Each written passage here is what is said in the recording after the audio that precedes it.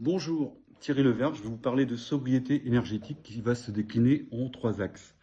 Tout d'abord, le diagnostic énergétique des bâtiments communaux, dont on a déjà parlé par ailleurs.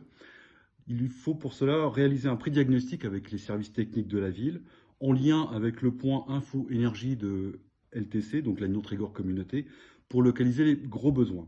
Sur cette base, il faut ensuite réaliser un diagnostic avec un bureau d'études spécialisé pour faire un inventaire des travaux, le chiffrage des travaux, y compris les économies à réaliser avec une projection pluriannuelle technique et financière. À la suite, évidemment, il faut procéder aux arbitrages et donc à la planification de l'ensemble de ces travaux. Le lancement des travaux, si possible, en interne, mais aussi, dans certains cas, à externaliser. Et enfin, il y a un volet de récupération des primes énergie et divers moyens de subventionnement. Le deuxième point concerne le parc locatif social. Comme tout le monde sait, à Perros-Guirec, nous sommes en retard de 400 logements sociaux. Les construire sera un moyen de rajeunir la population.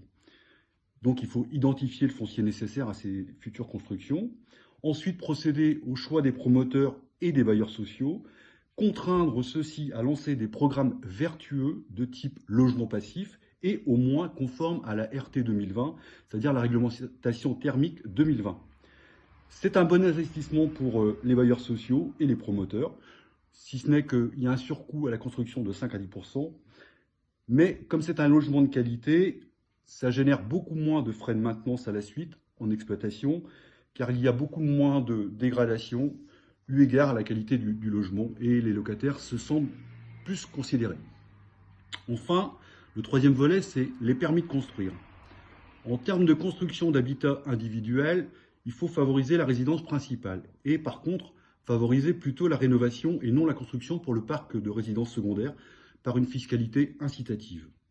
Enfin, il faut procéder à une vérification pointue de la conformité aux recommandations de la RT 2020 que j'ai déjà évoquées au moment de la demande de permis de construire et procéder à la suite au contrôle sur place en fin de travaux avant la délivrance du certificat de conformité pour l'individuel comme pour le collectif.